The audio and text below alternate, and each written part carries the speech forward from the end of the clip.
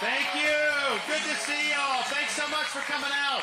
Thank you, Senator Dickey. Appreciate your support. We appreciate all you coming out today. This is my third event of the day. We did 2 church services, and we're here. We got another thing right after that. We've already done all 99 counties, and we're just going to keep going for good measure to make sure that we rustle up all the support that we need. My wife is with us, but not at this stop, and our 3 kids are with us. They've got to see a lot of Iowa. I'll tell you what, I don't know that they've been able to do all 99, but they've done probably half of the 99 together with us. They got to see snow for the first time and help me with snowballs. They were able to, I actually put my son on the spot. This was a couple weeks ago. This was the morning of the Iowa-Michigan Big Ten championship game, and my son's 5, but he knows sports. But I didn't choreograph this with him. We're kind of on the stage, we're waving, and I got probably all Iowa fans there, and I said, Mason, who's going to win, Iowa or Michigan? And I put the microphone in his face, and then I thought to myself, what am I doing to this kid? If he says Michigan, he's going to get booed as a 5-year-old. But, I think he understood that he's grown to like Iowa, so he was able to belt out a big old Iowa's going to win. I know it didn't end up working out that way, but they're learning the ropes and doing really well. Ultimately, we need leadership in this country. If you look at what's going on, we can talk about the bad policies, we can talk about all those things, and obviously it's true. And you got to be right on the policy, and we'll talk about some of those. I'm happy to take a bunch of questions. But the missing ingredient is leadership. And leadership is not about entertainment. Leadership is not about the show and doing this or that.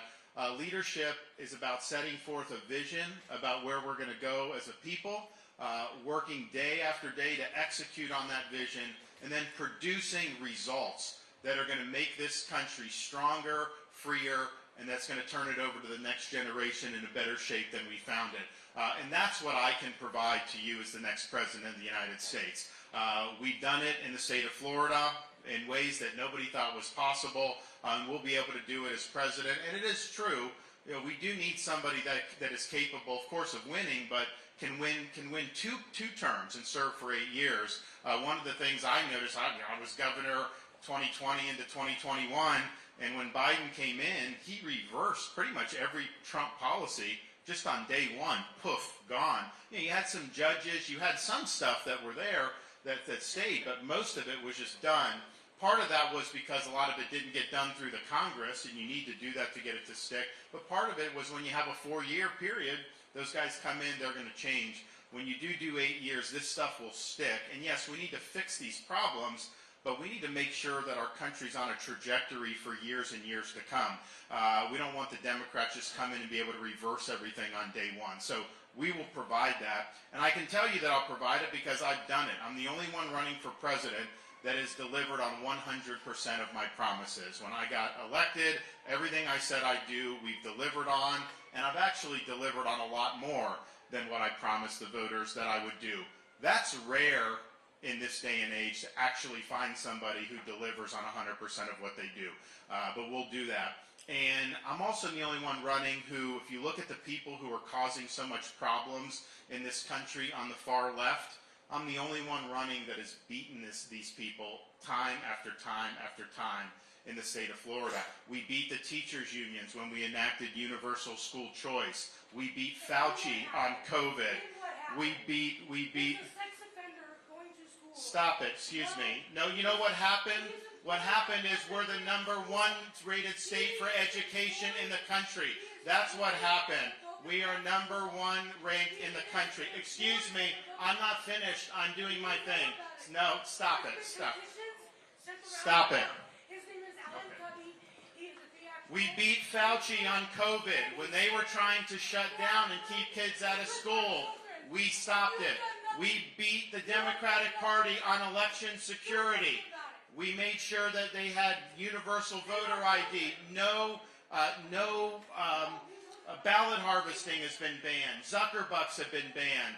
We made sure to beat George Soros, when it came to criminal justice issues, we removed 2 of these Soros-funded prosecutors from office. I'm the only one that's done that anywhere in the country. So on issue after issue, we're fighting for people and we're winning for people. And that's what it's going to take to turn this country around. It's not going to be turned around on a slogan. It's not going to be turned around by just saying things and just flailing around. You got to go in there, you got to know what we have to do, and you got to execute and be able to get the job done. And I can show a record of success. So we are now in Florida ranked #1 of all 50 states for economy. We're ranked #1 of all 50 states for education. We're ranked #1 of all 50 states for education freedom. We're ranked #1 of all 50 states for net in-migration. We're ranked #1 for fastest growing. We're ranked #1 for new business formations, #1 for talent development, #1 for entrepreneurship, and our crime rate is at a 50-year low. So that's ultimately why we run and why we serve, to be able to produce results for the people that we represent. And we have produced results that are second to none. So when anyone tells you it can't be done, when people say that America's best days are behind them, don't accept that. That's not true. I've been very frank. This country is in a period of decline, but that decline is not inevitable. That decline is a choice. It's a choice we as Americans get to make. Are we going to continue by doubling down on failed policies, or are we going to vote in a way that's going to lead to a new trajectory for this country? And I'm not satisfied with simply managing the decline of this country. Rearranging the deck chairs on the Titanic is not something I'm interested in. I want to reverse this decline. I want to usher in an American revival, and I want a new birth of freedom all throughout the land. And that's what we'll deliver as the next President of the United States. So at the end of the day, you always have challenges to freedom. And our founding fathers understood this. They knew that freedom was something that was fragile. When they went to Philadelphia in 1787 to frame the Constitution, they had studied the history of every republic in the history of mankind, because they wanted to make sure that they got lessons from all of those experiments so that they could apply those here in the United States. But really, there was only one thing that all those republics had in common, and it was this: every one of them had failed. So they understood it fell to the United States of America to determine, can people really govern themselves? Can you have a society based on the idea that our rights come from God, not from government? That we live under a rule of law, not the whim of individual men? Or was mankind forever destined to live under various forms of tyranny? And they fully expected that this country would answer that question once and for all. But they also knew that just because they did a Declaration of Independence and later a Constitution, that didn't in and of itself guarantee success. When Benjamin Franklin walked out of the Constitutional Convention in Philadelphia, he was asked, did you give us a republic or a monarchy? His answer was a republic if you can keep it. Because they understood you can have the best Constitution in the world, you can have the best Declaration of Independence in the world. These things do not run on autopilot. They require every generation of Americans to step up and defend freedom when it's at risk. And sometimes even putting on a uniform, risking your life, and giving the last full measure of devotion in service to this country. Now, we're not called upon to make sacrifices of that nature here, but what we are called upon to do is to do our part to preserve what George Washington called the sacred fire of liberty. This is a fire that burned in Independence Hall in 1776, when 56 men pledged their lives, their fortunes, and their sacred honor to establish a new nation conceived in liberty. It's a fire that burned at a cemetery in Gettysburg, Pennsylvania, when our nation's first Republican president pledged this nation to a new birth of freedom. It's a fire that burned on the beaches of Normandy when a merry band of brothers stormed the shores, defeated Nazi Germany, and preserved liberty throughout the world. It's a fire that burned in 1987 at the foot of the Berlin Wall, when a resolute Republican president stood in front of that wall and said, Mr. Gorbachev, tear down this wall, and eventually led to the destruction of the Soviet Union.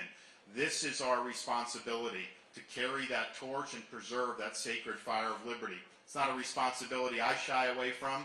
It's a responsibility I welcome. I'm happy to lead the efforts to reverse this country's decline and to put us on a fundamentally different path.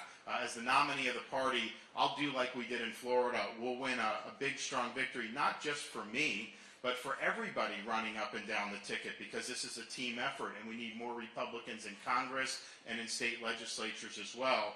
As a leader and as a father of three, I always conduct myself in a way that you can be proud of in your president.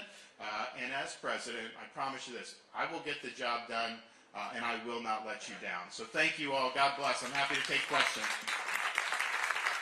All right, any questions?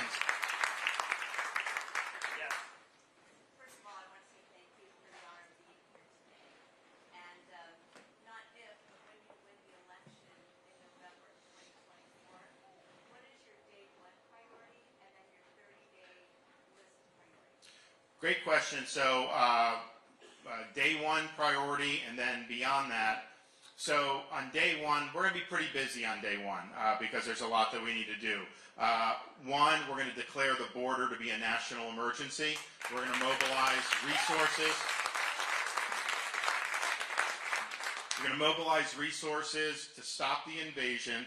We're going to change policy so that people are deported when they come illegally.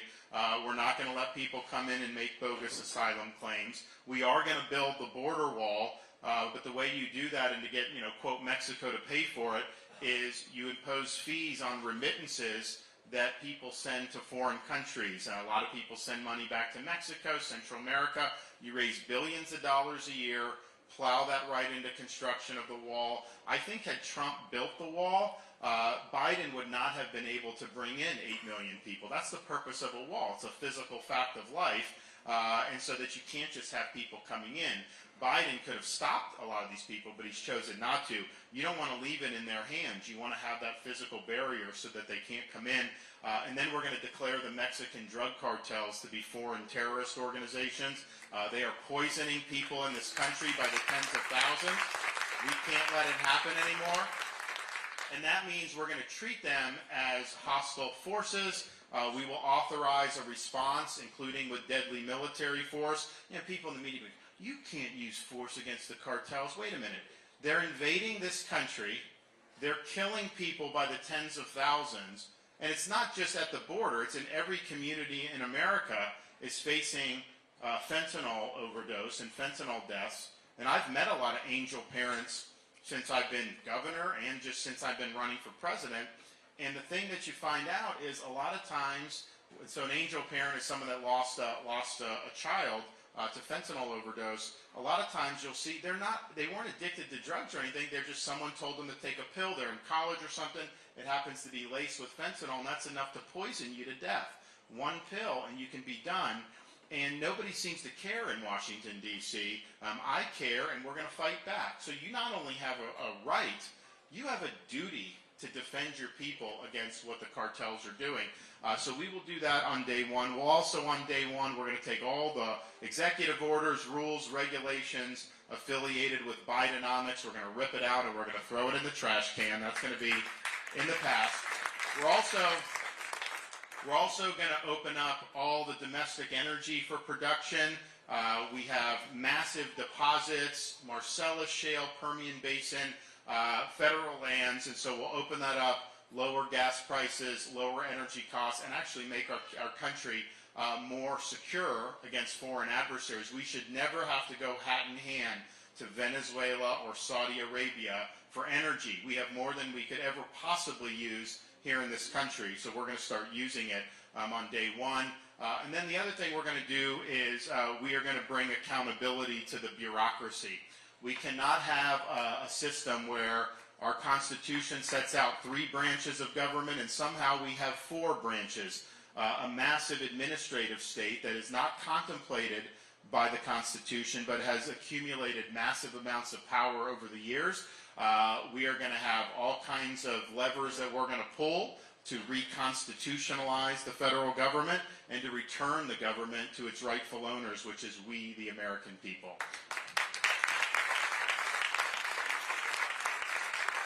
And we're going to do a lot more, and the way I view it is we're going to have on day one all the stuff I just said. We're going to have thousands of people ready who will be appointees to send to the Senate for confirmation so that they can get in immediately and not have the bureaucrats run the show. We're also going to have been working with Congress to the key senators and congressmen to know about the legislative vehicles that we're going to do for all the legislative stuff, including what you're going to do in the Senate through budget reconciliation, which is 50 votes. And so you got to have all that mapped out and then just press. But there's only, your first 100, 150 days is really a high water mark where you've got to really, really deliver there. And then, kind of ebbs and flows. They go on vacation and they come back and you do this. Then there's a midterm and this. Win re-election, you get another pop, you do that. But in an 8-year period, you probably have a year and a half, 2 years of real serious time that you can actually get big things done with Congress. So you gotta strike while the iron's hot, and you gotta be ready on day one, and we will be. Someone over here? Yes, sir. I'm a veteran, and I would like to know what you're going to do to keep us out of World War III. So the question, thank you for your service. I too am a veteran. I'm the only veteran running for President of the United States, and in either party, on either side of the aisle. And I'd be the first president elected since 1988 that's actually served in a foreign war. And I think because of that experience, I've internalized lessons from what's happened over the last particularly 20, 25 years since the end of the Cold War, where we've really stubbed our toe in foreign policy. The conflicts we've gotten in have not led to resolute victories, and it's been these indeterminate outcomes. And so as Commander-in-Chief, I'm going to have to strengthen our military, and part of that means more firepower in terms of like naval power, all this other stuff, but it also means fixing the culture of the military. You can't win if you have a woke military, if they're focusing on social agenda or politics. So, I have people, I run into active duty people, and they kind of got to whisper to me because they know they can't be political, but they'll say, they did more DEI training than they did training in the cockpit as a pilot. And I'm like, how is that something that's going to make our military stronger? So on day one as Commander-in-Chief, we're going to rip all that out. We're going to throw it in the trash can. We're going to reorient the mission to the military to mission first. And people are going to advance in our military and get promoted based on merit. We're not going to play these games where we're doing all the whole DE&I sweepstakes. That kills morale. And I think it's part of the reason all the wokeness, all this stuff is part of the reason why recruiting is so abysmal in the military. So I think you got to do that. But then I think you got to, I believe in what Reagan said, you achieve peace through strength.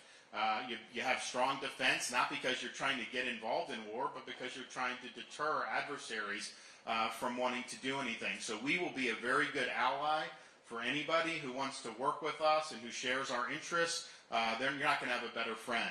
And we don't mean ill for anybody, but if there are people that are our adversaries and our enemies, and if they want to do harm to us, they will face no more formidable opponent than the United States of America. And I think when you make that clear, things become a little easier for our enemies to understand, and they realize that the United States of America is not a country you want to mess with.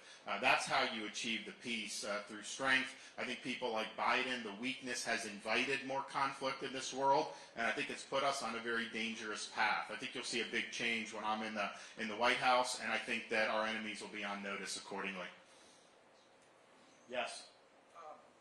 Would you reverse Executive Order 10988, the one that gives the federal government to unionize? So I think that we will decertify. Yeah, I think you decertify that.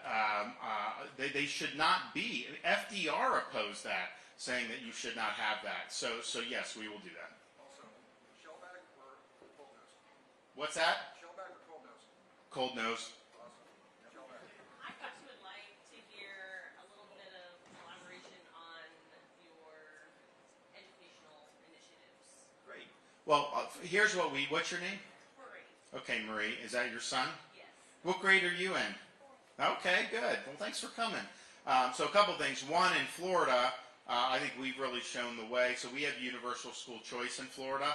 So parent can go, of course, to their local public school. But what's happened is because we're a choice state, the school districts, in order to attract students, they have choice programs within their district. So you don't have to go. So I grew up in Dunedin, Florida. I went to Dunedin High School.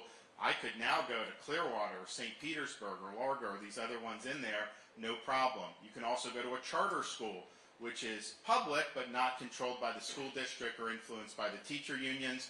And then you have private scholarships where people can go to private schools. And then we have homeschool where you're entitled to get education savings account money, and homeschool parents can now use some of that for supplies and tutoring and things of that nature. So what that's done is that's empowered every parent in the state of Florida to be able to choose the best education experience for their child. And not everyone is looking for the same thing.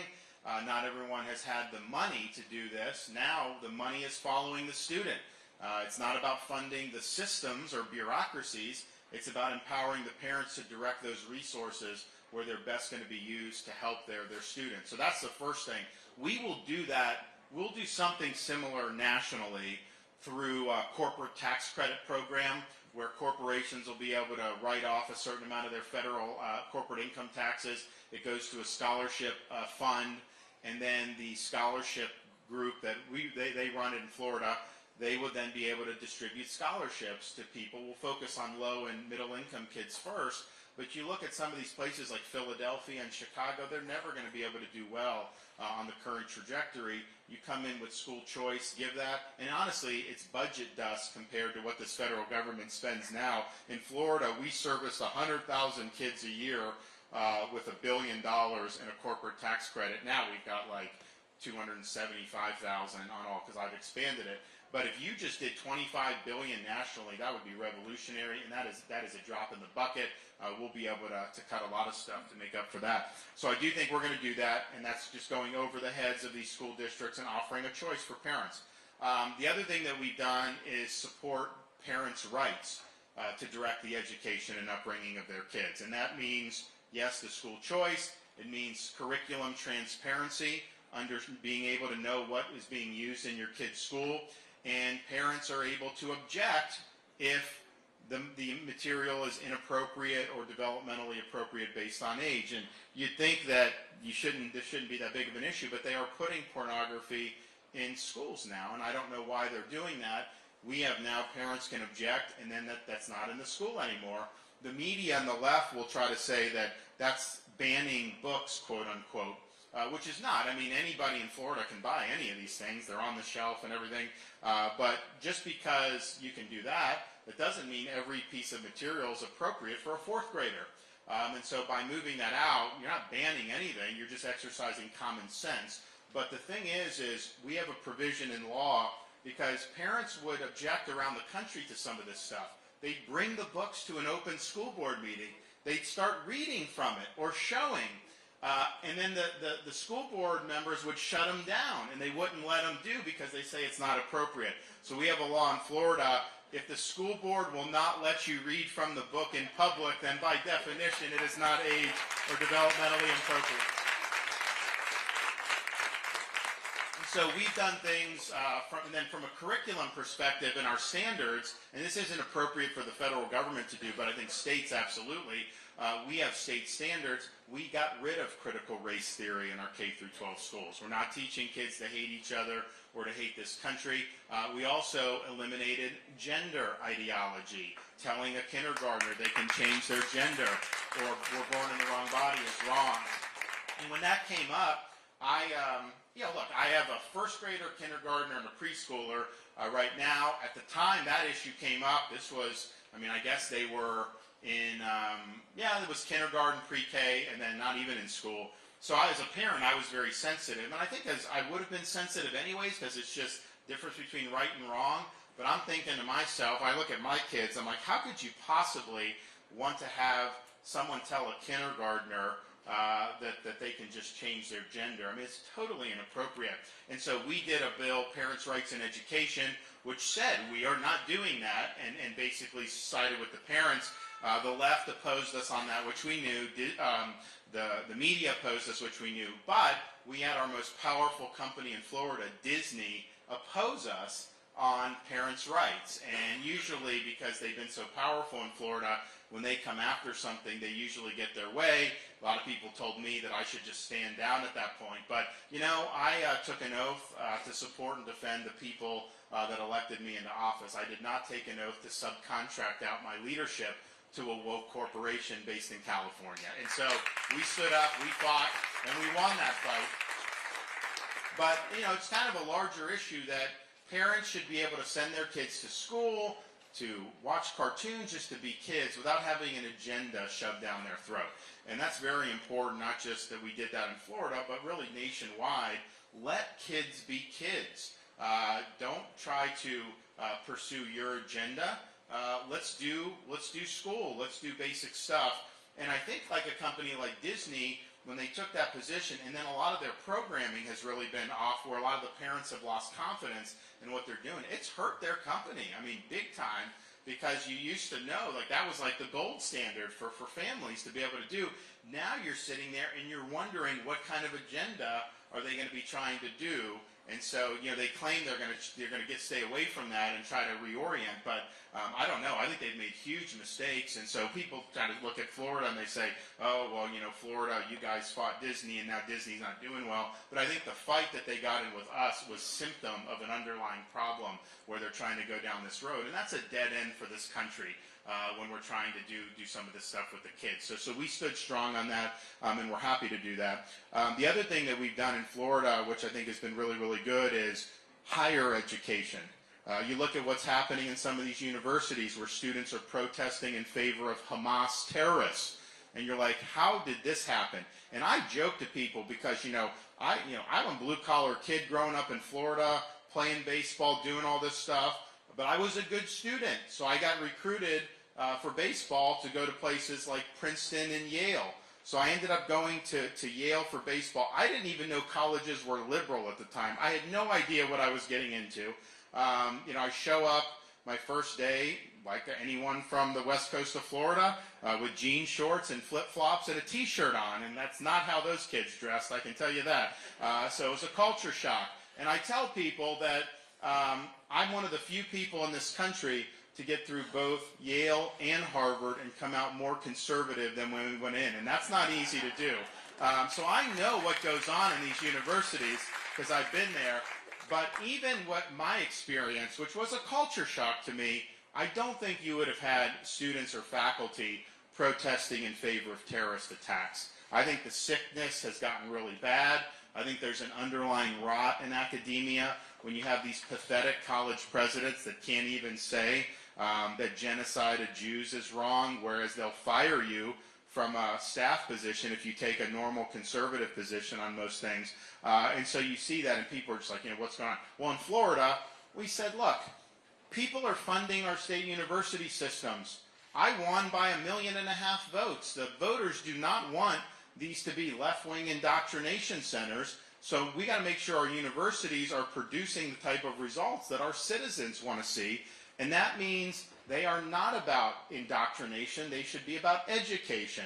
You should not have an agenda that they're trying to do. You're trying to teach people how to think for themselves, how to be citizens of our republic. And we want to make sure we're pursuing truth. So we've reoriented. And part of that is, in Florida, all tenured professors now must undergo review every 5 years and can be let go for poor performance. That's how you fix. And it's funny because there's a liberal arts college down in Sarasota called New College. When I got elected governor, I knew nothing about it. People came to me in the legislature who were into would you be willing in just getting rid of this? And I'm like, what is it? And they're like, well, it's a liberal arts college, but it's very, very left, and it's not really producing results. I'm like, yeah, let's get rid of it. Why would we do? But there wasn't enough support to get rid of it in the legislature. So I'm like, all right, if we're going to fund this, Florida taxpayers should not be funding a Marxist commune, okay? It's left of the left. That is not in our interest. So I put 7 conservatives on the board of trustees. They fired the president, hired a conservative president. They eliminated DE&I. They abolished the gender studies department, and they reframed the college's mission to be the nation's top publicly funded classical liberal arts college, similar to Hillsdale College in Michigan. And so we now have this major change in culture that's been taking place over the last couple of years. And so as part of that, they're using this tenure law to process some people out. And the media will be like, professors are fleeing, like horrible Florida, all this stuff, and they're trying to paint it negative. But I just tell people, like, look, if Marxist professors are leaving Florida, that is not a negative for Florida. That is a good thing for Florida. So, but I think, but what it is, it's now attracting people who want to be part of something where it's not about the orthodoxy that's being imposed, which is what you have in a lot of these other places. The university presidents who are testifying for Congress, like, well, they can't say that genocide of Jews is somehow bad because they believe in free speech, but they don't believe in free speech because I know you can't speak out as a conservative and survive, so they don't have free speech. They're trying to impose orthodoxy. We're doing the opposite. But I think nationally, part of the reason we've had all this is because of the accreditation system. We're going to be able to overhaul that from the federal government's perspective because the feds approve the accreditors. And so instead of saying you only get accredited if you do DE&I, we'll be able to say you only get accredited if you don't do DE&I, because DE&I, they say, is diversity, equity, and inclusion, but it really, as it's practiced, is discrimination, exclusion, and indoctrination. And that has no place in our public universities.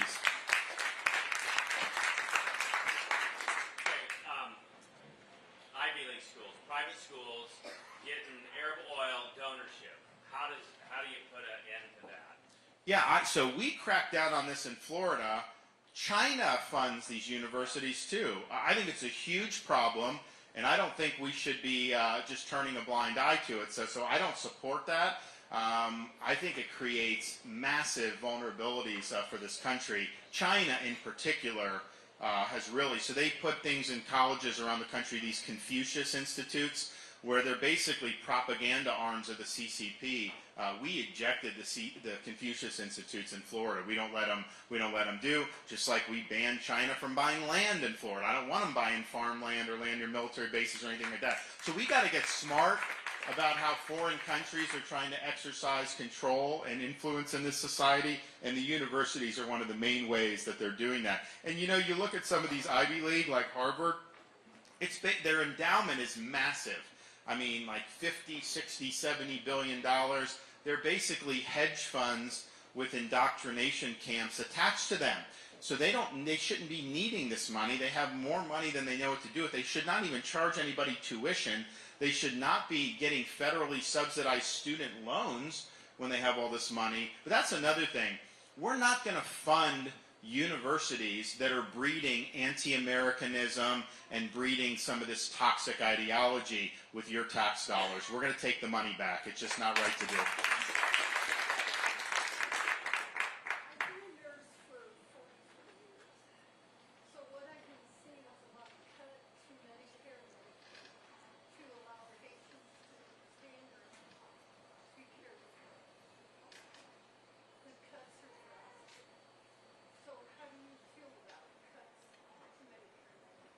So my mom was a nurse for over 40 years too, so you have my respect, so thank you for doing that. So the home health you're talking about, they're trying to, so there's a trend where they're trying to deliver services that would normally be inpatient, and they're trying to do it for cheaper, supposedly cheaper if they do it at people's homes. It's interesting, I was just talking to my staff about that because we're going through some legislation for Florida for next year and stuff, and you know, we're not sold that that's necessarily, you know, saving a lot of money in terms of how they're doing it. So, I'm evaluating kind of how that is. I mean, in theory, it sounded good to me, but in practice, the way it's been done, I'm not sure that it's really produced the same bang for the buck. So we're going to be working some of that out in Florida. But the larger issue is, you know, people are going to provide services when they get compensation to do it, and as you've reduced things like Medicaid, I get that. Most doctors just don't take it anymore. So that actually drives more people to the emergency room. I think we've seen that in states that have really leaned heavily on Medicaid with that. So there's a whole bunch of things, but we also need more nurses in this country. We launched a program in Florida to train up a bunch of more nurses. We expanded different nursing programs in our state. During COVID, some of these nurses could be traveling nurses. They were making a fortune. Hospitals were losing people for that. Now that's kind of stabilized, but there's still a huge delta in what we need to be able to care for an aging population. So we've done a lot in Florida. We want to facilitate pathways for people to become nurses. I think it's really important. Yes. The national debt is out of control. What is your plan to rein in the love of spending money in Congress? Fight back against these guys. Don't let them spend all your money. Be willing to veto spending bills. In Florida, I vetoed billions of dollars in wasteful spending. We have cut taxes every year, run budget surpluses every year, and since I've been governor, we've paid down 25% of our state's total outstanding debt just in the last 5 years. And so that's a big, big deal. Now, here's the thing.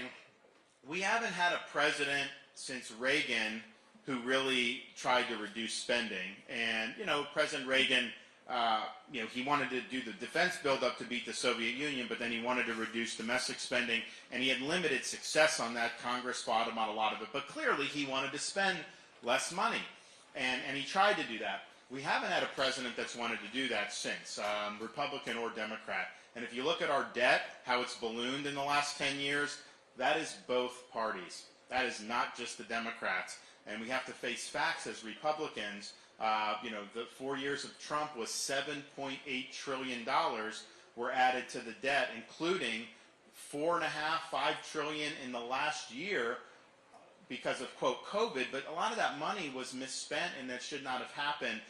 So this is a problem with both parties. Republicans have not done a good job when they've had opportunities to do. So I think it's just going to take one, presidential leadership, but also a recognition that we really need to have some reforms that will change the incentives in Washington. So some of the things I'm going to push for, and we'll do it through the states, and Florida's already certified this, we'll work with other states. We need term limits for members of Congress. We need a balanced budget amendment for the Constitution, and we need a line item veto for the president, because what happens is, as governor, I can veto individual spending things. I vetoed 3% of the budget 2 years ago, billions of dollars, just vetoing out because there were projects that weren't necessary, and I'd rather have that go to repay the debt. In the federal, they put a massive spending bill on the president's desk. You can veto the whole thing and send it back, or you can sign the whole thing. I think you should be able to, if line item veto, take out individual pork barrel projects. Why should you be funding promotion of transgenderism in Bangladesh? It makes no sense, but when it's stuffed into a bill, then they can get some of this stuff done. So doing that, I think, would be good. People say, well, how are you going to do it? Congress isn't going to do it. Obviously, they're not. You do it through Article 5 of the Constitution. Have the states certify these amendments. 2/3 certify them. Then you can have.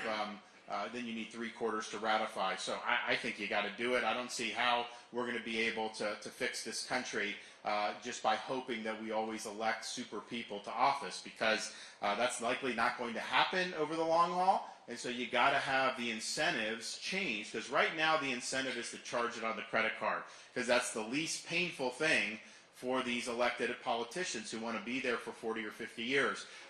You got to change those incentives, and I think term limits, balanced budget line, I think those all change the incentives in Washington. And it's like one thing to just hope people do the right thing for the right reason, but in reality, you got to channel this behavior. I think our founding fathers understood that, and I think they would support all of those reforms today if they saw how the government actually operated. Who else? Yes. I'm Gen Z. My generation believes that the American dream is dead, and we can't afford homes. Things seem to be getting so much more expensive, and I'd love to hear your plan on how to tackle inflation and revive the American dream. Well, we're going to restore the American dream. I think that's really important, and I think that for younger people, if they don't see a pathway to working hard and getting ahead, then this country is going to fail. So we have to restore that. Fortunately, we won't spend the money that they're spending now. We'll push back on that. Our energy program will lower energy, which really impacts everything in the economy. It does that. We'll have interest rates coming down. Incidentally, I think the Fed is going to start cutting rates because I think they want to help Biden for 2024. And if you think about it, inflation is not down. When the media says that, it's wrong. The prices have kept going up. They maybe have gone up at a little less rate than they were going up 6 months ago, a year ago, but they're still going up. It's not like they're going down. But I think they're seeing that taper, and so they feel confident that they can start really cutting rates, that will help with the home mortgages because those interest rates will go down. Now, a monthly mortgage payment for the average price home is twice as much as what you would have been paying 4 or 5 years ago for the average price home. People's incomes have not obviously gone up twice as much, and so you see how the squeeze is really significant.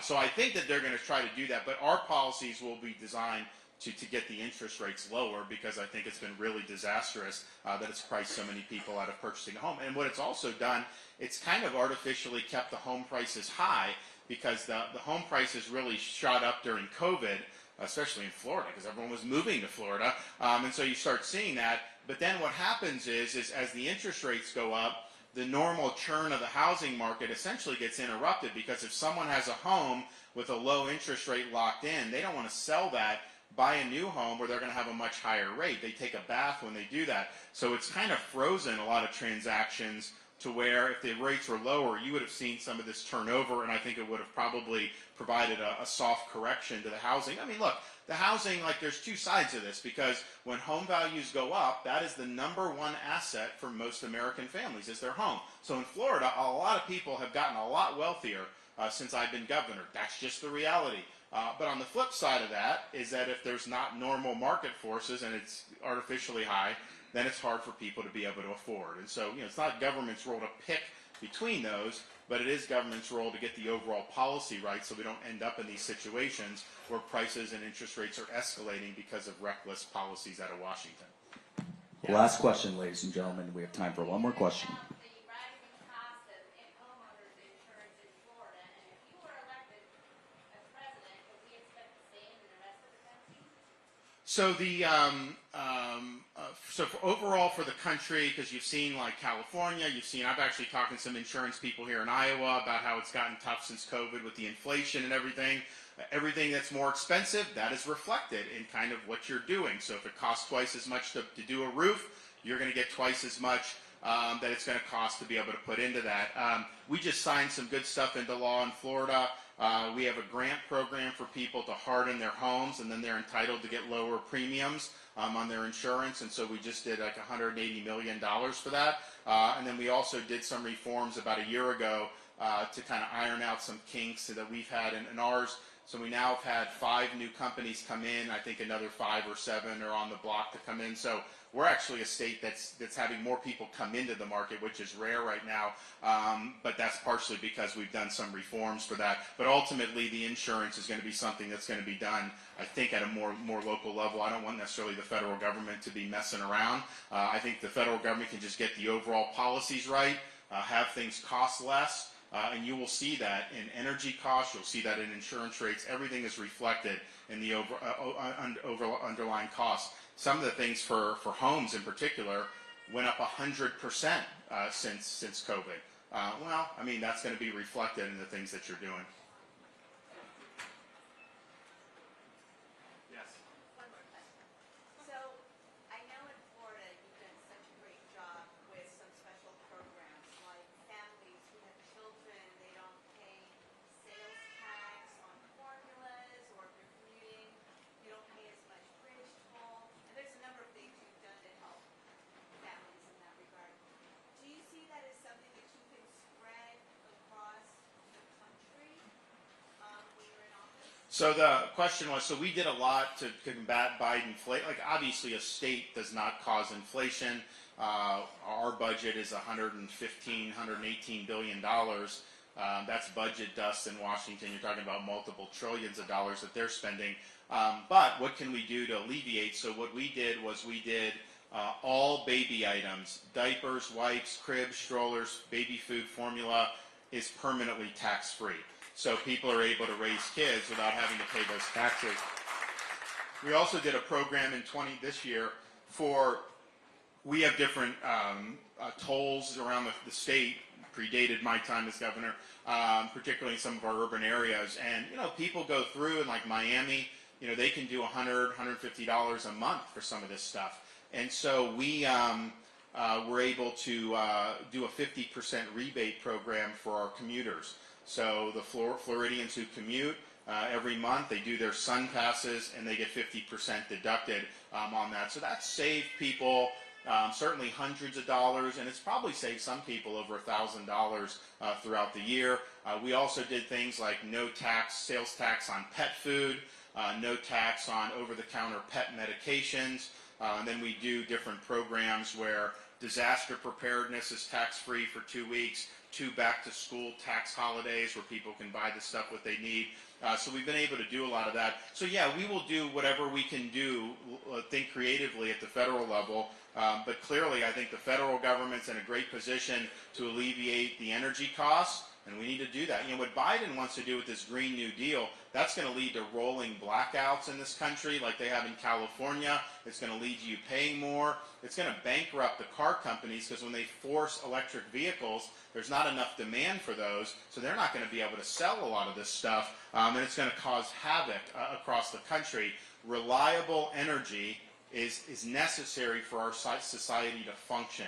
And when we have hurricanes in Florida, power, I mean, sometimes, you know, we had Hurricane Ian knocked out power for millions of people.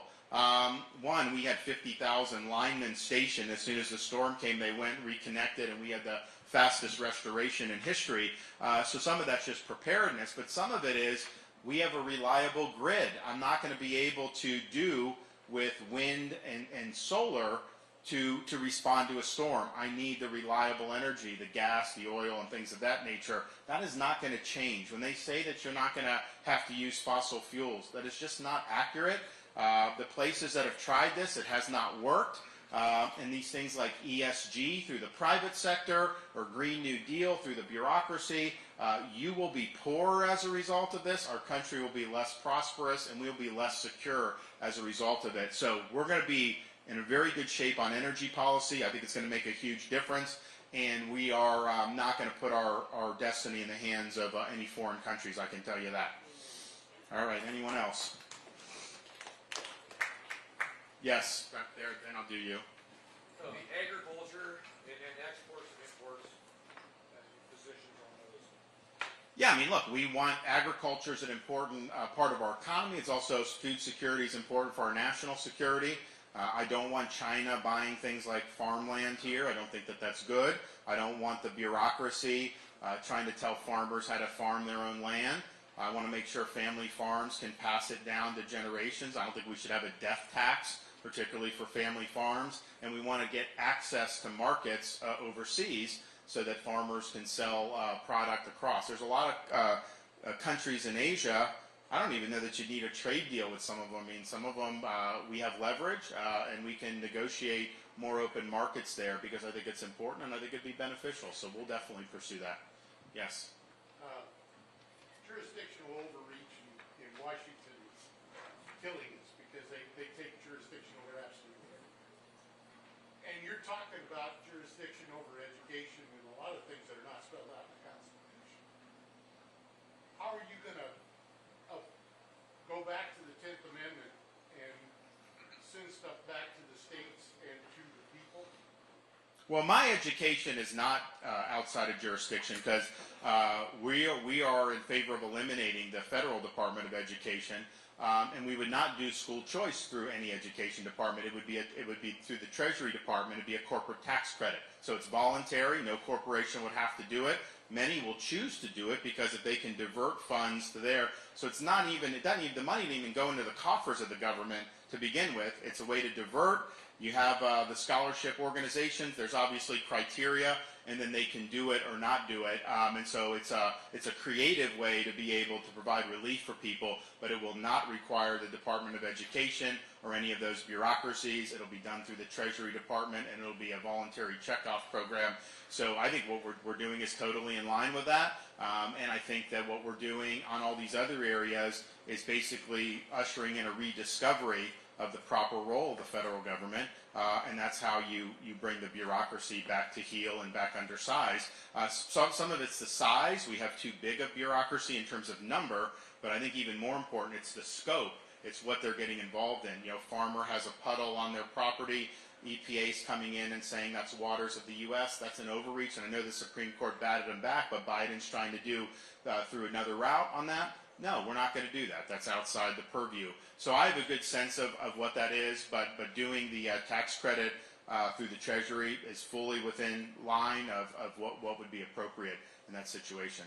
Did you have something? Yeah, question, off of the ad, so under Trump, the bear bought Monsanto, we had Chinatown buying Syngenta before that, and just the consolidation of corporations, what are your thoughts on, because it makes it harder for us in small business or even medium-sized businesses when these large corporations are now taking over the markets? Yeah, look, I don't think it's in our interest to have that happen. I think you want to have it to where family agriculture, family farms are viable. And it's harder and harder for them to do that because of a lot of those forces. So I don't know that it's like government can say you can't do this deal, but I think having a regulatory and tax situation that is focused on making it easier for the little guy to do well rather than tipping the scales in favor of the big companies is, I think that's better for the economy anyways, but it would definitely, I think, avoid some of the things that we've seen. And yes, I mean, having China involved, it's not good. That's not good for our country, and it's not healthy for what we're trying to accomplish. All right, we are okay. So I think I'm getting the hook here, but I want to ask you for your support on January 15th. I know some of you have already committed, but if you commit today, we would be grateful. And then just as important, friends, family members, neighbors, co-workers, other people, they have an opportunity, Iowans have an opportunity to change the trajectory of this country. You have the media telling you to not even bother voting and all this stuff. You got to ask yourself, why are they doing that? They're not doing that because they have your best interests at heart. That's their agenda that they're trying to pursue. So you have the ability to stand up and be counted. You have the ability to make your voice heard. And with me at the helm, you're going to get 8 years of very energetic, strong leadership. We showed it can be done in the state of Florida like no other, and we will do you proud as the next president of the United States. So God bless you all. Thank you.